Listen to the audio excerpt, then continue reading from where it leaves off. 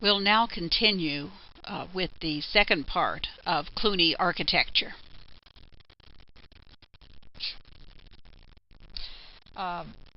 We do have, because it was torn down near the end of the 18th century, and so people had done some drawings of it. So we do have some drawings of it, as well as the writings from the Middle Ages and archaeological studies.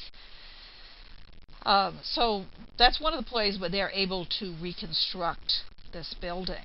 You see one of the drawings here, and you see the model that's been reconstructed.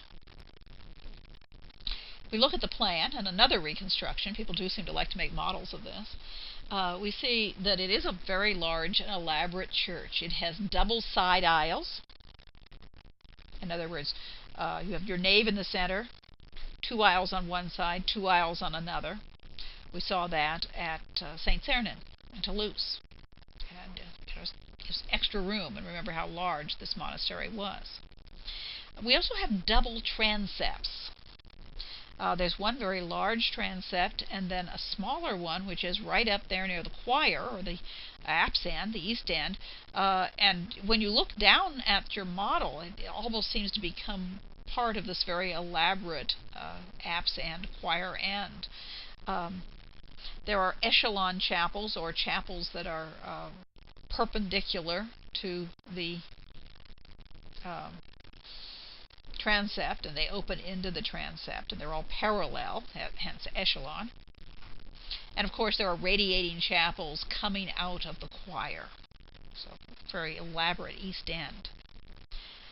This was indeed the largest church in Christendom until the building of New St. Peter's in the Vatican, which was built in the 16th and 17th century. Here you see another one of these drawings on the right, and the reconstruction.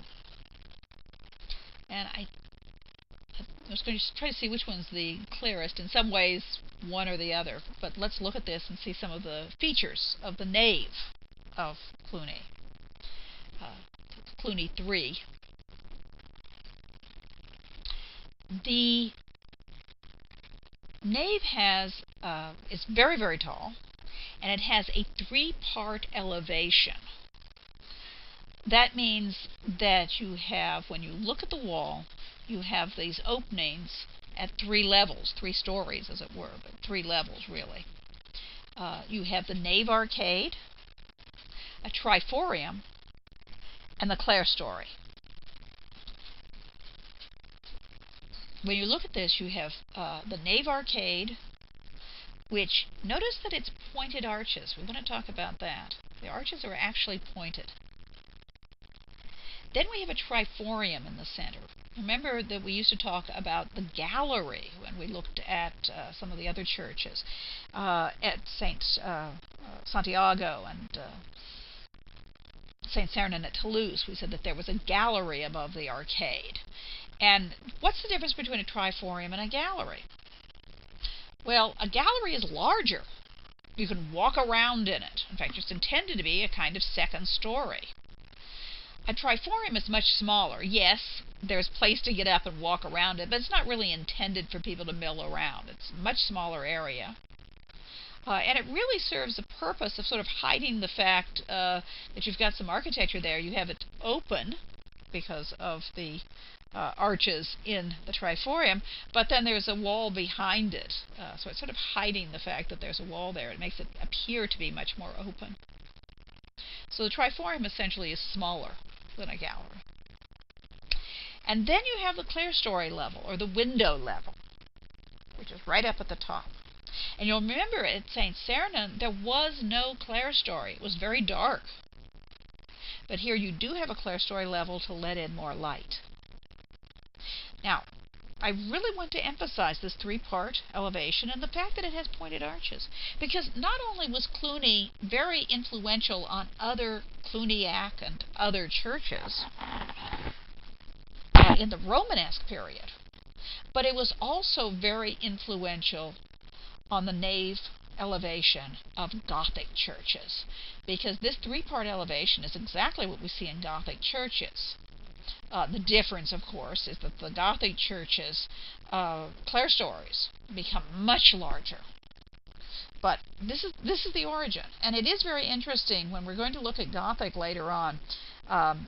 It's worthwhile thinking about where did they get these things, because they didn't just spring up instantly. You take things like the pointed arches from Cluny, two-tower facades, which we see a number of places. We'll be seeing it at Caen, for example, or at Cluny itself. All of the elements that we call Gothic are developed out of construction developments, learning to do different things with the masonry that we see in earlier churches. And because Cluny was the largest one, they had to develop some new ways to erect a very, very large building. And one of these was the beginning of the pointed arches. Even the nave vault is just slightly pointed. In this particular reconstruction, it doesn't look it. But if you think back to the drawing we saw a minute ago, just slightly pointed. But it's very clear that the nave arcades were pointed arches. And to give you another view of that, you see this reconstruction of just one bay, where you can see your tall pointed arch, the arcade, and then the triforium level, and then a clerestory level, and then you have the springing of the vault. Over there you see what a compound pier looks like if you could sort of slice it in the middle. You've got this very, very heavy support with a lot of articulation, a lot of fancy things attached to it. Shafts, half columns, that just make it more complex, more visually interesting, and add support. Just some more examples of what is actually surviving is the south transept, which is the actual surviving part of the church. It's not exactly identical, but here you can see that you do have a triforium, which is really a blind arches. It's not as open as other triforiums might be.